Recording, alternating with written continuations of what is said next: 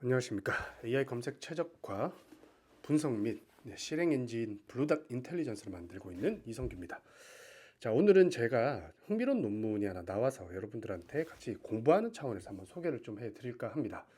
사실 뭐 GEO, 그러니까 Generative Engine Optimization, 뭐 AI 검색 최적화 뭐에 대한 논문들, 아예 제목에 이걸 받고 나오는 논문들은 사실 그렇게 흔하지는 않았습니다. 제가 작년에 한번 봤었고요. 올해 또 새롭게 이 주제로 이 주제에 특화된 어떤 그 결과를 내놓는 논문은 참 오랜만에 접하게 됐는데요. 이게 10월 달에 나온 논문입니다. 그래서 제목도 흥미롭습니다. 보니까 Generative Engine Optimization, How to Dominate AI Search. 예, 어떻게 AI 검색을 지배할 것인가에 대한 얘기입니다. 사실 여기 그뭐 요약문에도 나오긴 하지만 전체적으로 이 지오의 세부적인 어떤 특성 그리고 AI 검색별의 차이 그리고 여러 조건에 의한 차이들을 들여다보면서 여러분들한테 실제로 실무적인 지침을 알려주는데 이 논문의 목적이 있다라고 사실은 쓰고 있습니다. 그래서 이렇게 정말 우리 지오를 실무에서 뭔가로 어떤 집행해야 되는 사람들이라면 이 논문이 굉장히 좋은 어떤 그 지침서가 될 수 있다라는 점을 여러분들한테 좀 알려드리고 싶고요. 제가 이 논문을 전부 다 이렇게 막 요약해서 드리긴 어렵고 대신 제가 한번 읽어보면서 여러분들한테 곧장 인사이트를 드릴 수 있는 한 챕터 정도만 그 내용들을 한번 소개를 해볼까 합니다. 뭐 보시면 알겠지만 전체적으로는 이 AI 쿼리 텍소노미를 어떻게 자기가 만들었고 분류했는지 그거에 따른 함의들을 얘기를 하고 있고요. 그 다음에 AI 검색과 그리고 구글 검색은 어떤 차이가 있는지 이렇게 좀 보여주고 있습니다. 그리고 AI 검색 엔진끼리의 차이는 무엇인지 여기서 설명을 좀 하고 있고요. 그래서 전반적으로 GEO를 위해서는 어떤 그 실행 전략들이 필요한지를 결론부에 알려주고 있습니다. 뭐 이걸 다 뭐 읽어보시기를 당연히 이제 추천드리고 싶긴 하지만 제가 오늘은 시간 관계상 이 AI 쿼리 텍소노미의 마지막 부분에 있는 몇 가지의 최적화 전략, 그 함의에 대해서 제가 조금 요약해서 설명을 좀 드리면 어떨까 싶었습니다. 그래서 제가 미리 좀 읽고 그리고 여러분들한테 소개를 해드릴까 합니다. 사실은 이 내용은 이 부분만 읽더라도 GEO, 소위 말하면 AI 검색 최적화를 위해서 우리가 무엇을 신경 써야 되는지에 대해서 되게 명쾌하게 전략들을 알 수가 있습니다. 물론 이미 이제 인터넷엔 뭐 이 웹 공간에는 이런 전략들이 조금씩 다 소개가 돼 있기도 하고요. 그리고 그 전략대로만 하더라도 어느 정도 효과를 볼 수도 있을 겁니다. 다만 이제 세부적인 하위 전략들을 다 떠올리거나 혹은 왜 이런 전략을 써야 되는지에 대한 좀 이해를 좀 넓히고 싶다라고 한다면 아마 이런 부분이 여러분들한테 좀 도움이 되지 않을까 저는 그렇게 생각을 합니다. 뭐 아무래도 여러분들 이해를 돕고 뭐 저 또한 조금 더 쉽게 여러분들한테 설명을 좀 드리기 위해서 이 부분 차라리 제가 좀 번역을 해서 소개를 좀 드리는 게 어떨까 싶습니다. 앞에 이제 이 논문은 앞에서 실제로 이제 어떻게 사람들이 질문을 하는지에 대해서 그 질문을 있는 그대로 뽑아내기 위한 몇 가지의 자기만의 어떤 방법을 설명하고 있습니다. 주로 이제 레딧의 서브레딧에 있는 데이터를 긁어와서 거기에 실제로 사람들이 질문한 부분만 이렇게 좀 추출을 한 다음에 이거를 AI 검색에다가 API 형태로 보내서 답변을 가져오는 그런 이 방법론을 선택을 했고요. 이제 이런 과정들을 통해서 1차로 어떻게 하면 브랜드가 뭐 기업의 어떤 제품이나 브랜드가 이 AI 검색에서 존재감을 좀 나타낼 수 있겠는가 그 방법에 대해서 이 부분에서 좀 짧게 설명을 좀 하고 있습니다. 그 첫 번째 방법 중에 하나로 이 최종 후보자 명단, 그러니까 결국에는 인용하기 위해서 AI 검색이 인용하기 위한 출처의 상위 명단에 오르기 위해서는 1차적으로는 이 가시성 에서 정당성까지의 어떤 문제를 해결해야 된다. 여기서 이 정당성이라는 게 뭐냐면 사람들이 질문하는 걸 들여다보면 그래서 나는 이럴 땐 어떤 제품을 선택하는 게 좋은지 예를 들면 설명해 줘. 뭐 그러니까 이거하고 비교했을 때 어떤 게 좋은지 답해 줘. 그러니까 이런 식으로 어떤 의사 결정에 도움이 되는 질문들을 많이 하게 된다라는 거죠. 그게 이제 이 AI 검색에서 나타나는 소위 말하면 고객들 혹은 사용자들의 일반적인 질문의 패턴이라는 얘기입니다. 그러려면 이 AI 검색이 그 질문에 답변하기 위한 컨텐츠가 있어야 된다는 거고, 그 컨텐츠는 바로 그 질문을 정당화할 수 있을 만큼의 내용물들을 가지고 있어야 된다라고 설명을 하고 있습니다. 이렇게 예를 좀 들고 있죠. 예를 들어서 작은 주방에 가장 적합한 무언가, 그리고 가장 내구성이 좋은 게 무언가, 그 다음에 최고의 가치를 지니고 있는 게 무언가 라고 사람들은 질문을 하는데, 만약에 우리 제품이, 우리 브랜드가 여기에 노출돼서 상위에 숏리스트에 올라가기 위해서는 우리가 가지고 있는 어떤 컨텐츠, 이 브랜드가 가지고 있는 컨텐츠 혹은 브랜드가 다른데 어떤 보내서 뭐 이렇게 설득해서 만들어낸 제3의 컨텐츠에는 이거를 정당화할 만한 내용물들을 가지고 있어야 된다. 그런 컨텐츠가 바로 AI 검색에서 인용되는 대상이 된다라는 얘기입니다.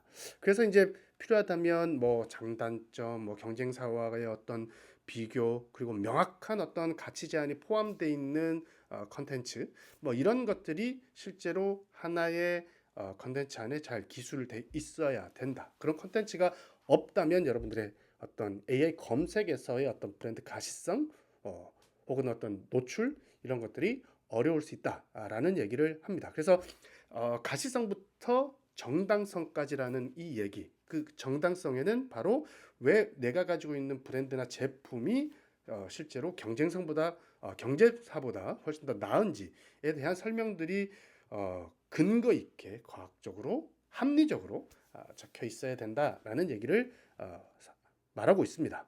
그 두 번째는요, 그 API 기반입니다. 그러니까 이 API화 된다라는 얘기라는 거고요. 그래서 이걸 곧 에이전시 혹은 에이전트를 위해서 구조화가 잘 돼 있어야 된다라는 얘기입니다. 그러니까 이 결국엔 AI 검색은 그 여러분들의 질문, 고객들의 질문에 의해서 에이전트가 돌아다니면서 가장 적합한 어떤 답변의 컨텐츠를 찾아오는 과정이죠. 그러려면 이 에이전트가 잘 이해할 수 있는 구조여야 합니다. 우리가 이제 AI 검색하면 가장 먼저 테크니컬한 부분에서 이 스키마 마크업을 자주 얘기를 합니다. 이제 가면 갈수록 이건 훨씬 더 중요해질 겁니다. 이게 바로 이 여기서 이제 표현이 그 API 어블이라고 얘기를 하는데, API화 시킬 수 있는 형태로 구조화돼 있어야 된다라는 겁니다. 그게 바로 이제 스키마 마크업이라는 거고요. 이게 에이전트가 들어갔을 때 가장 잘 이해할 수 있는 포맷입니다. 뭐 여기서도 이제 질문을 뭐 예를 좀 들고 있는데, 보증 비용을 포함해서 다이슨 진공 청소기 최저가 검색을 해줘 라고 했을 때 에이전트가 가면 1차적으로는 보증 비용에 대한 데이터를 가지고 올 수 있어야 되겠죠. 그리고 최저가라는 가격 정보도 있어야 되겠죠. 그리고 당연히 다이슨 진공 청소기라는 내용물을 포함하고 있어야 됩니다. 자, 이거를 그러면 에이전트가 어떻게 이해를 할까? 그러면 이거를 스키마로 돼 있지 않다면 이 에이전트가 이거를 이 항목 저 항목을 전부 다 뽑아내는데 시간이 걸리거나 비효율적이거나 아니면 튕겨나가거나 하는 선택을 할 수밖에 없다라는 거죠. 그러려면 스키마 마크업을 통해서 우리 제품은 가격이 이만큼이야. 그 다음에 보증 비용은 뭐 이런 것들이야. 그리고 우리가 지금 팔고 있는 제품은 다이슨 진공 청소기야. 라고 구조화된 채로 정의가 돼 있어야 된다라는 겁니다.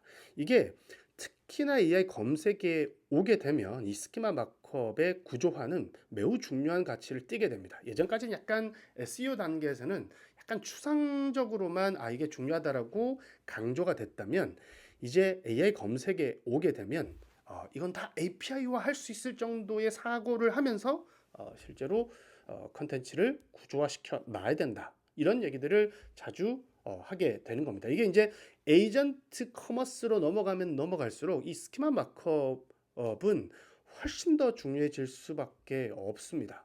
그건 에이전트의 이해 가능성을 높여주고 그걸 통해서 발견의 가능성과 구매의 가능성까지 확장시켜주는 매우 중요한 역할을 하고 있기 때문에 우리 사이트가 충분히 아주 엄밀하게 스키마 마크업이 잘 갖춰져 있는지 파악하는 것은 AI 검색에서 매우 중요한 가치 중에 하나다, 그 방법 중에 하나다라고 얘기를 합니다.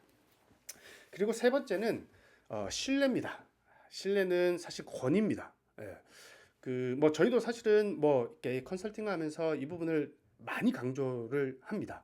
그러니까 이미 이제 뭐 대형 브랜드라면 어느 정도 대형 브랜드 사이트나 이런 쪽은 이미 권위를 어느 정도 확보하고 있는 상태라고 할 수 있겠죠. 또 그렇지 못한 곳들도 분명히 있을 겁니다. 이 권위라고 하는 건 그러니까 신뢰를 위해서 가장 권위 있는 사이트를 찾아 들어가는 속성을 얘기를 하는 겁니다. 그거는 그러니까 그 브랜드가 혹은 그 제품이 실제로 밖에서 충분히 권위 있는 어떤 실체로서 인식되고 있어야 된다라는 겁니다. 그것 때문에 이제 EAT에 대한 중요도가 훨씬 더 높아진다라는 거고요.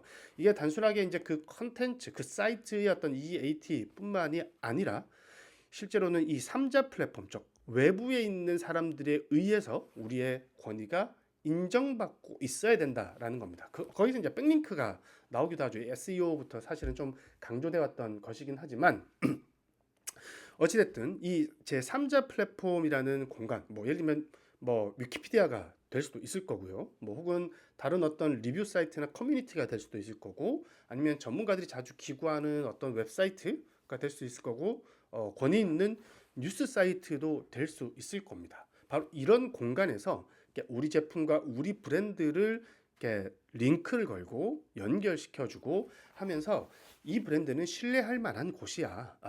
충분히 신뢰할 만한 제품이야, 브랜드야.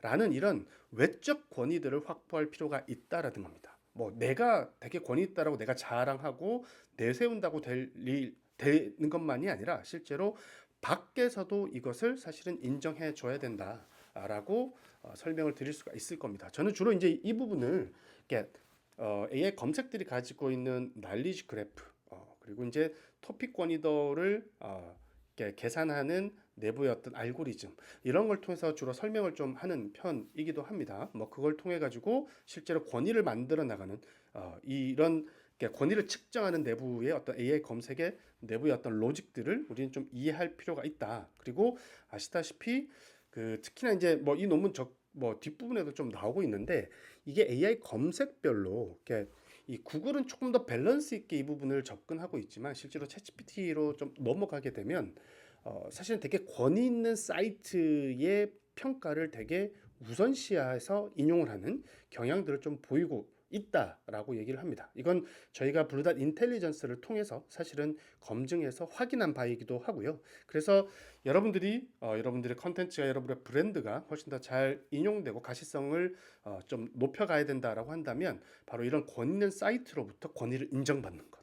그러니까 전문가로부터의 어떤 권위를 평가받는 작업들은 매우 중요한 프로세스 중에 하나로 좀 고민할 필요가 있다라고 말씀을 드릴 수가 있을 것 같습니다. 자, 그리고 끝으로 전체적인 여정 관리, 그러니까 모든 접점에 존재한다라는 겁니다.